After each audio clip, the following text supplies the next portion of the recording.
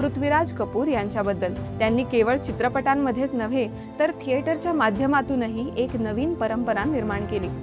Film industry आणि थिएटरमध्ये अनेक वर्ष काम केल्यानंतर 1944 साली त्यांनी पृथ्वी थिएटर या नाट्य संस्थेची स्थापना केली. ही फक्त एक थिएटर कंपनी नव्हती तर एक फिरता रंगमंच होता जो संपूर्ण देशभर फिरून नाटकांचे प्रयोग करत असे. या थिएटरमध्ये सादर झालेलं पहिलं नाटक होतं कालिदास यांचं अभिज्ञान शाकुंतल.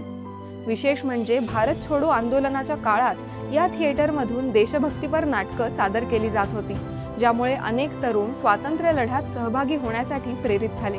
पण या कथेला एक भावनिक बाजूही आहे. असं सांगितलं जातं की प्रत्येक शो संपल्यानंतर पृथ्वीराज कपूर स्वतः थिएटरच्या गेटवर एक छोटी पिशवी घेऊन उभे राहत असत. प्रेक्षक त्या पिशवीत पैसे टाकत आणि पैशातून ते थिएटरमधील कलाकार आणि कर्मचाऱ्यांना मदत करत असत.